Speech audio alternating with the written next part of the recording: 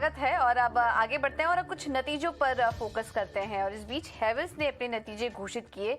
Stock आज सपाटी कारोबार कर रहा है, लेकिन नतीजों की बात करें तो चौथी तिमाही में हमने देखा कि आय में 10% की ग्रोथ थी, मुनाफा करीब 2% बढ़ा कंपनी का। हालांकि मार्जिन अगर देखेंगे तो वो 11.8% से घटकर इस बार 10.9% के आसपास आए हैं, तो वहां पर हल्का दबाव इस तिमाही देखने को मिला है। नतीजों पर और ज्यादा डिटेल्स में बात करने के लिए हमारे साथ कंपनी के चेयरमैन और एमडी अनिल राय गुप्ता जुड़ चुके हैं। Anil ji, thank you so much समय देने के लिए अपना ईटी नाउ स्वदेश को। पिछले कुछ तिमाही में हमने देखा कि जो ग्रोथ थी वो वॉल्यूम लेड रही है, वॉल्यूम से काफी अच्छा सपोर्ट देखने को मिला। क्या इस तिमाही भी ऐसा ही कुछ था? और दोनों चीजें हमें समझाइए, इस बार प्राइसिंग से कितना सपोर्ट मिला है और वॉल्यूम लेड ग्रोथ कितनी थी? पिछले 6 महीने में अगर हम देखें तो there is stability in raw material prices. तो हम लोग ये देख रहे हैं कि ओवरऑल जो प्राइस हाइक्स कंपनीज ने लिए पिछले 1-2 सालों में रॉ मटेरियल हाइक की वजह से, तो एक स्टेबलाइजेशन है अब प्राइसिंग में। तो जितनी भी ग्रोथ पिछले 3 महीने में और 6 महीने में देख रहे हैं हम लोग, ये वॉल्यूम लेड ग्रोथ ही है। सो प्राइस हाइक्स अभी एनविसाज नहीं है।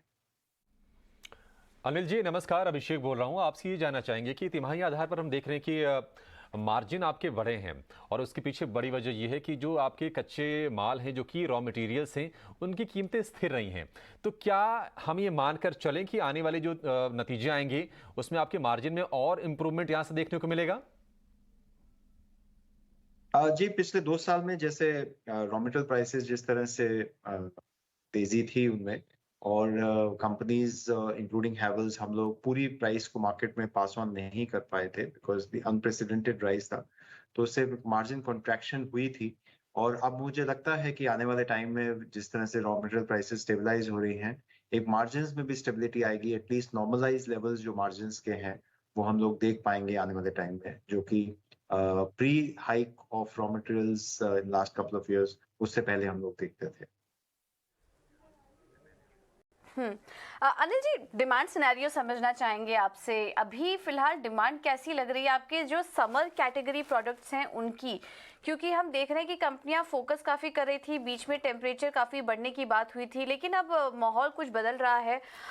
काफी सारे ज्योग्राफीज में हम देख रहे हैं टेम्परेचर गिरे हैं और मौसम का मिजाज भी बदला है। तो ऐसे में अब डिमांड कैसी देख रहे हैं आप अपने समर कैटेगरी प्रोडक्ट्स के लिए, एसीज के लिए, फैंस के लिए?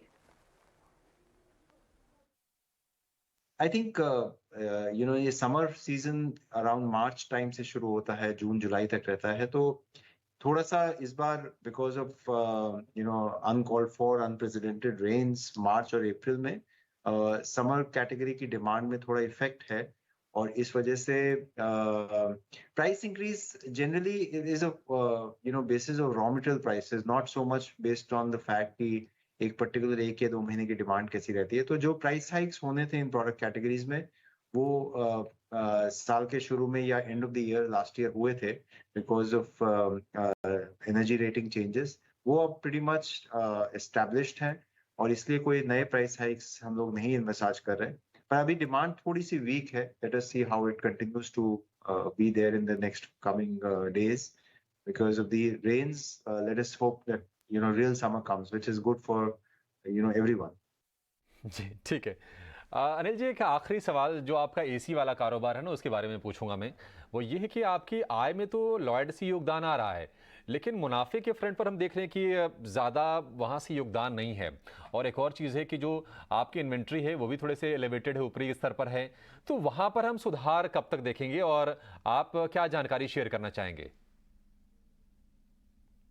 नहीं, जो हाई कॉस्ट इन्वेंट्री थी वो तो अब नॉर्मलाइज्ड लेवल्स पे है बिकॉज समर के टाइम एक इन्वेंट्री लिक्विडेशन भी होता है। But I also I would say कि लॉयड एक काफी अच्छी एक जर्नी पे है, एक अच्छी ग्रोथ ट्रैजेक्टरी पे है। लास्ट ईयर लॉयड में अराउंड 50% रेवेन्यू ग्रोथ रही, which was which also shows कि मार्केट शेयर गेन्स भी रहे और हम लोग अपनी टॉप 3 पोजीशन जो एयर कंडीशनर सेगमेंट में है वो बरकरार कर सके। तो आई थिंक ओवरऑल जर्नी बहुत अच्छी है।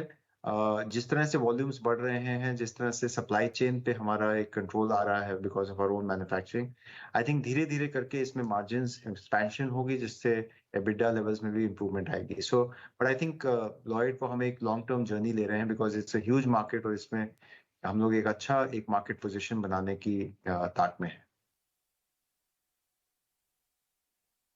अनिल जी, बहुत बहुत धन्यवाद आपका समय देने के लिए और अपने नतीजों पर और आगे के ग्रोथ आउटलुक पर हमारे साथ बात करने के लिए बहुत बहुत शुक्रिया आपका।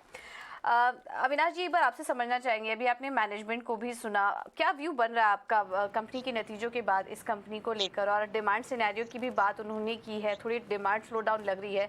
हमने देखा था कि जब गर्मी की शुरुआत हुई थी ये सभी स्टॉक्स काफ़ी एक्शन में आए थे, बट यहाँ पर भी अब तो ये सब स्टॉक्स भी अब थोड़े ठंडे पड़ते हुए दिखाई दे रहे हैं। अभी क्या करना चाहिए हेवल्स और बाकी जो कंज्यूमर ड्यूरेबल स्पेस है उसमें?